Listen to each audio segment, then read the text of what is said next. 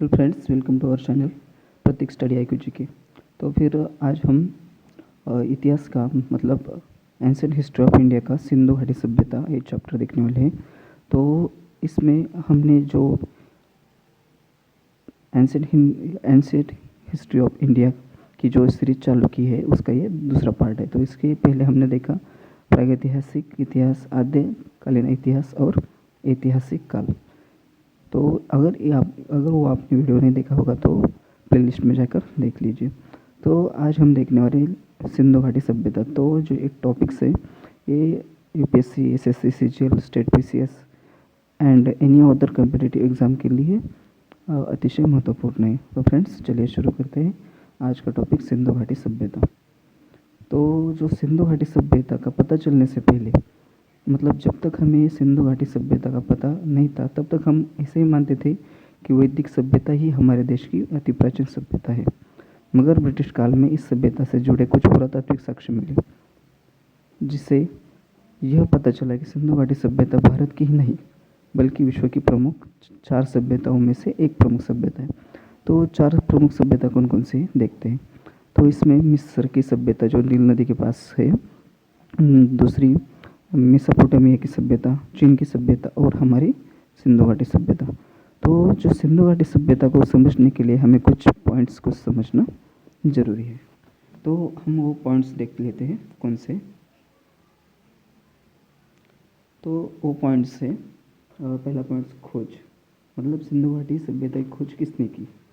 उसके बाद उसका सिंधु घाटी सभ्यता का काल क्या था, क्या रहा था।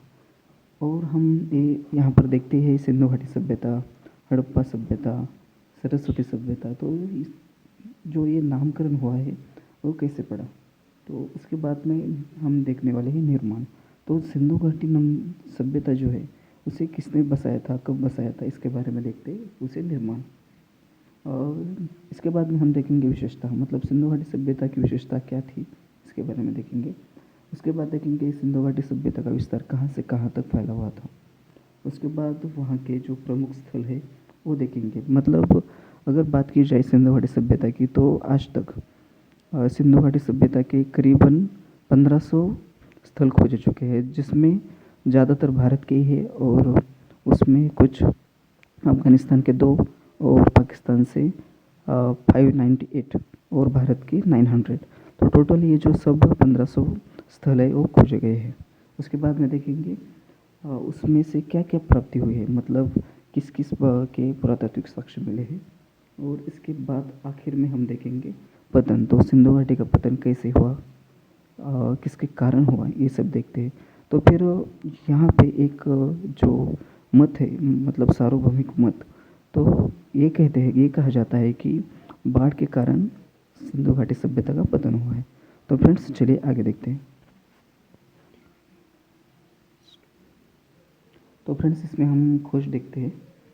तो 1826 में चार्ल्स मैसन ने पाकिस्तान का दौरा किया था। तब उन्हें पता चला था कि यहाँ पर कुछ सभ्यता हो सकती है, मगर उन्होंने ऐसा बिल्कुल नहीं कहा कि यहाँ पर हड़प्पा सभ्यता ही होगी। तो उन्होंने जो उनका नैरेटिव ऑफ जर्नीज जो उनकी पत्रिका थी उसमें चार्ल्स मैसन ने इसके विषय में प्रथम बार जानकारी दी थी। तो उसके बाद हम देखते हैं कि जो कराची है, यहाँ पर कराची और यहाँ पर लाहौर। तो कराची और लाहौर में 1856 में 2 बर्टन भाई, उनका सरनेम था बर्टन भाई। तो दोनों का नाम विलियम और जेम्स बर्टन थे। तो ये 2 एक इंजीनियर थे, रेलवे इंजीनियर। तो उनके नेतृत्व में कराची और लाहौर के बीच में जो रेलवे लाइन बिछाने का काम हो रहा था। तो उन्हें वहाँ से कुछ ईंटें, तो यहाँ पर जो ठेले थे वहाँ से इन्हें कुछ ईंटें मिली।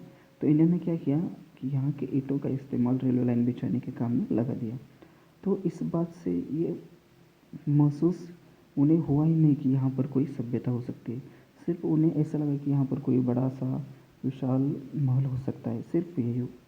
मगर उन्हें पता नहीं था कि यहाँ पर कोई सभ्यता हो सकती है। इसके बाद में देखते हैं अलेक्जेंडर कलिंगम। 1856 में वहाँ पर जाकर उन्होंने खोज की, मगर उन्हें भी ज़्यादा पता नहीं लगा। मतलब जो अलेक्जेंडर कलिंगम थे उन्होंने पाकिस्तान में जाकर, मतलब वहाँ पर पाकिस्तान भी तब भारत नहीं था। तब कराची और लाहौर के बीच में जाकर उन्होंने कुछ खोजबीन की थी, मगर उन्हें भी ऐसा कुछ सभ्यता के बारे में कुछ खास पता नहीं चला। और फिर उसके बाद में जो सर जॉन मार्शल थे, ये कौन थे? 1921 में ये भारतीय पुरातत्व विभाग के हेड थे। तो उनके अध्यक्षता में इस क्षेत्र में खुदाई का काम प्रारंभ हुआ। तो यहाँ पर हम देखते हैं, अगर पूछा जाए कि जो हड़प्पा संस्कृति थी, हड़प्पा सभ्यता, तो उसकी खोज किसके शासन मतलब किसके अध्यक्षता में हुई थी? तो इसका जवाब है सर जॉन मार्शल। और अगर पार्टिकुलर रूप से पूछा जाए तो उसे हम आगे देखते हैं।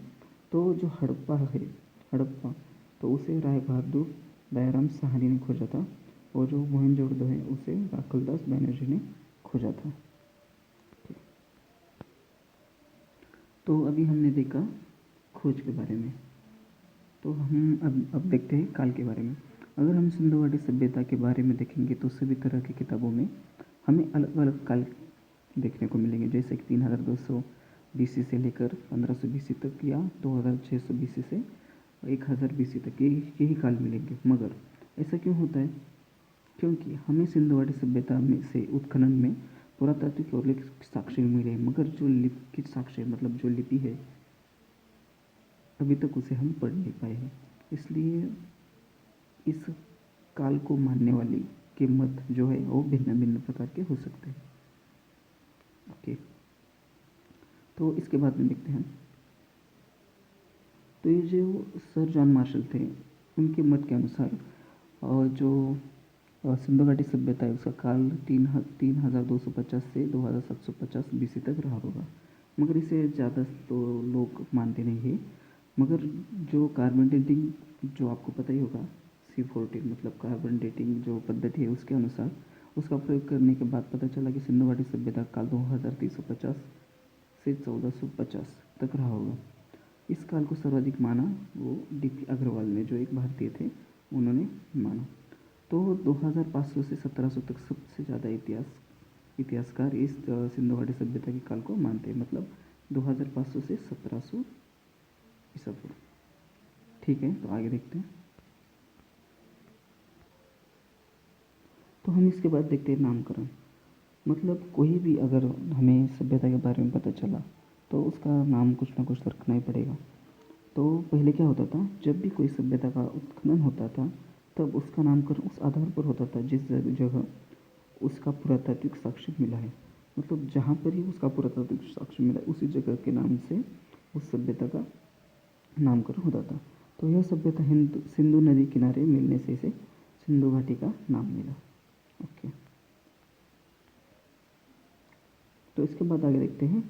जो हमने अभी देखा कि सिंधु घाटी सभ्यता का नाम उसे क्यों मिला, क्योंकि जो भी वहाँ पर उत्खनन हुए थे वो पहले सिंधु घाटी में ही हुए थे। तो वहाँ पर ऐसा था कि जहाँ पर उस जगह का उत्खनन हो तो उसी जगह से उसका नामकरण होना चाहिए।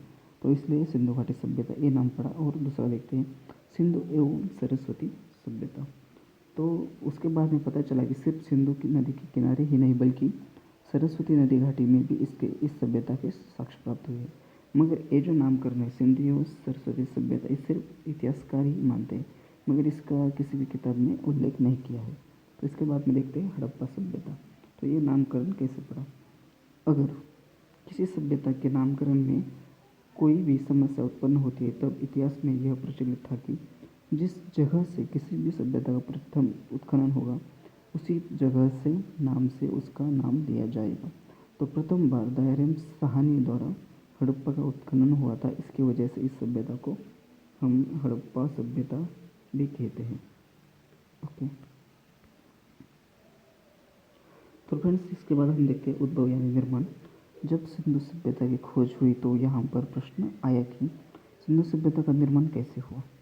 ओके, तो या इसका निर्माता कौन था? तो इस विषय में बहुत सारे मत देखने को मिलते हैं, जैसे कि विदेशी मत और भारतीय यानी कि स्थानिक मत। तो विदेशी मत, जो विदेशी इतिहासकार बोलते हैं कि क्या है, आगे मैं समझा देता हूँ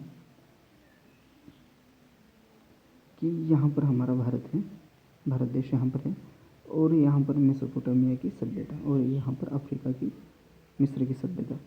तो जो विदेशी इतिहासकार थे उनके द्वारा कि जो मेसोपोटामिया सभ्यता थी उसके अंदर ही सुमेरियन सभ्यता भी थी। तो उनका कहना ये था कि जो सुमेरियन सभ्यता थी वहाँ के लोग हमारे भारत में आए और यहाँ पर सिंधु सभ्यता की निर्माण किया। तो ऐसा विदेशी इतिहासकार का मत था। तो विदेशी इतिहासकार के मत के अनुसार सुमेरियन सभ्यता के लोग सिंधु घाटी में आकर उन्होंने सिंधु सभ्यता निर्माण और विकास किया। इस मत को मानने वाले विदेशी हम देखते हैं तो सर जॉन मार्शल, मतलब वो भारतीय पुरातत्व खाते के वो हेड थे वो, और उसके बाद Wheeler, D Kosambi, Gardner, Childe इत्यादि इस मत को मानते थे। इसके बाद में देखते हैं स्थानिक मत, मतलब भारतीय मत, भारतीय लोगों का मत। तो स्थानीय मत के अनुसार सुमेरियन सभ्यता और सिंधु सभ्यता में डिफरेंस है। जैसा कि सुमेरियन सभ्यता में जो मोहर थी वो अलग थी और हमारे सिंधु घाटी सभ्यता लोगों की मोहर अलग थी। तो जो वहाँ के सुमेरियन लोगों के जो ईंटों का आकार थे वो अलग थे, हमारे यहाँ के अलग थे। नालियों की व्यवस्था वहाँ की अलग अलग थी और हमारे सिंधु घाटी सभ्यता की नालियों की व्यवस्था भी अलग थी। तो यहाँ पर राकलदास बैनर्जी के तर्क के अनुसार कि जो सिंधु घाटी सभ्यता को बसाने वाले लोग वो द्रविड़ लोग थे, ये राकलदास बैनर्जी का तर्क था। और रामचंद्रन लक्ष्मण स्वरूप के तर्क ये थे कि ये आर्य लोग थे। मगर अगर हम अच्छी तरह से देखें तो सिंधु घाटी सभ्यता के निर्माता आर्य लोग से बस यह बात समर्थन ज़्यादातर किसने भी नहीं किया, क्योंकि आर्यों ने वैदिक सभ्यता को बसाया था और वैदिक और सिंधु सभ्यता का काल कहीं पर भी मैच नहीं होता। ये तो आपको सबको पता ही है। जैसे कि सिंधु सभ्यता नगरीय थी और वैदिक सभ्यता जो ग्रामीण थी, जो वैदिक सभ्यता में लोग चौपड़ी में रहा करते थे। तो जहाँ पर ये सही कहना गलत होगा कि आर्य लोगों ने ही सिंधु सभ्यता की निर्माण किया था। मगर यहाँ पर जो द्रविड़ लोग थे इन्होंने सिंधु घाटी सभ्यता का निर्माण किया था, इसके बारे में बहुत सारे लोग समर्थन करते हैं। आगे देखते हैं। इसके बाद हम बात करते हैं विशेषता, जो सिंधु घाटी सभ्यता की क्या क्या विशेषता रही होगी। तो यहाँ पर पहले विशेषता देखते हैं नगरीय सभ्यता। तो जो भारत की प्रथम जो नगरीय सभ्यता थी यहाँ, तो उसकी शुरुआत ही सिंधु घाटी सभ्यता से हुई थी, क्योंकि यहाँ पर जो नगरीय सभ्यता थी ये बड़े पैमाने पर बहुत ही बड़ी नगरीय सभ्यता थी और यहाँ से ही नागरीय स्वरूप की सभ्यता का विकास प्रारंभ हुआ था। उसके बाद देखते हैं कांस्य युगीन। तो जो ये सिंधु घाटी सभ्यता थी ये कांस्य युगीन सभ्यता मानी जाती है, क्योंकि यहाँ पर कांस्य का बहुत बड़ा उपयोग हुआ था। उसके बाद देखते हैं आद्य ऐतिहासिक सभ्यता। तो आपको पता ही होगा आद्य ऐतिहासिक सभ्यता किसे कहते हैं, मतलब आद्य ऐतिहासिक काल किसे कहते हैं, जिस काल में पुरातात्विक और लिखित साक्ष्य मिले हैं, मगर उस लिखित साक्ष्य को हम आज तक पढ़े ही नहीं, मतलब हमें पता ही नहीं कि वो लिपि किस भाषा में है, उसे कैसा पढ़ना चाहिए हमें पता ही नहीं, उसे ही आद्य ऐतिहासिक काल कहते हैं। तो ये जो सिंधु घाटी सभ्यता थी ये आध्यात्मिक सभ्यता इसे माना जाता है, क्योंकि वहाँ पर जो भी पुरातात्विक साक्ष्य मिले हैं वो हमें तो पता है, मगर वहाँ पे जो चित्रलिपि मिली है, जो चित्रलिपि और लिपि मिली है उसे आज तक हम समझ नहीं पाए। इसके बाद देखते हैं शांतता प्रिय, मतलब शांति प्रिय सभ्यता। तो खोज के दौरान जितने भी, मतलब सिंधु घाटी सभ्यता में जितने भी स्थलों की खोज हुई है वहाँ पर ना शस्त्र का पता चला है। तो इसकी वजह से यह माना जाता है कि इस सिंधु घाटी सभ्यता में किसी भी तरह का युद्ध नहीं होता होगा और वहाँ के लोग शांति प्रिय होते होंगे, तो इसे शांति प्रिय सभ्यता ये भी कहा जाता है। ओके, आगे देखते हैं व्यापार प्रधान सभ्यता। तो इस सभ्यता में व्यापारिक केंद्र थे और यहाँ से व्यापार होते थे। तो आपको पता ही है लोथल एक बंदरगाह है, मतलब गुजरात का, जो सिंधु घाटी सभ्यता में आता है। तो वहाँ से ही कुछ हमारे यहाँ से व्यापार होता होगा, ऐसा वहाँ पर हमें पुरातात्विक साक्ष्य मिले हैं। तो यहाँ पर देखते हैं हम विस्तृत सभ्यता। जो सिंधु घाटी सभ्यता थी एक विस्तृत सभ्यता थी। तो अगर हम देखें तो वहाँ पर ऐसा अनुमान लगाया जाता है कि ये करीब 13 लाख स्क्वायर किलोमीटर में फैली हुई सभ्यता थी। तो इसके बाद में देखते हैं इसका विस्तार। ओके,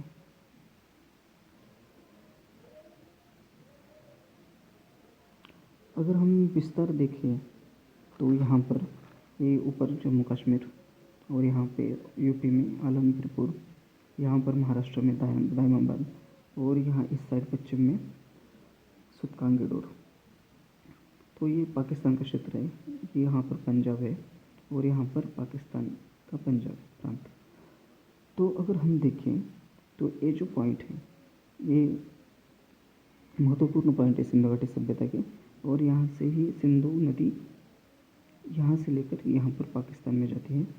तो यहाँ पर अगर हम देखें तो ये जो मांदा है मतलब कश्मीर का, वहाँ से मगर ये जो सुतकानगडोर है मतलब बलूचिस्तान में, वहाँ से अगर हम ये ऐसे लाइन खींचे यहाँ महाराष्ट्र में दायमाबाद, और यहाँ से ऐसे, तो ये जो क्षेत्र होता है, तो ये जब अगर हमने देखा ऐसे उत्तर दक्षिण में, तो ये करीबन 1400 किलोमीटर होता है ऐसा। और अगर हम ये देखें मतलब यहाँ पर आलमगीरपुर और यहाँ पर बलूचिस्तान का सुतकानगडोर, तो ये जो अंतर हो ये अंतर 1600 किलोमीटर होगा। तो यहाँ पर आपने देखा होगा कि ऐसी विस्तृत हमारी सिंधु घाटी सभ्यता थी। और यहाँ पर देखा जाए तो अफ़गानिस्तान, यहाँ पर अफ़गानिस्तान, ये पाकिस्तान और ये भारत, अफ़गानिस्तान, पाकिस्तान और यहाँ पर भारत।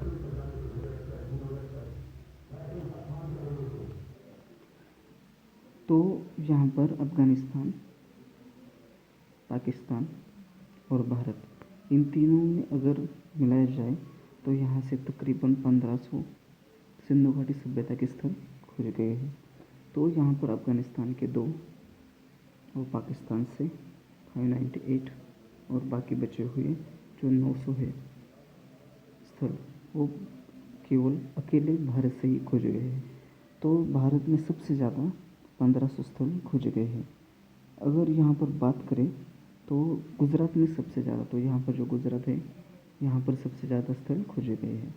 तो फ्रेंड्स, आज हमने देखा कि जो हमारे सिंधु घाटी सभ्यता है उसकी खोज, काल, विशेषता, उसका विस्तार, उसके निर्माता कौन थे, ये सब हमने देखा। तो आगे अगले वीडियो में मतलब अगले पार्ट में हम इसके सिंधु घाटी सभ्यता के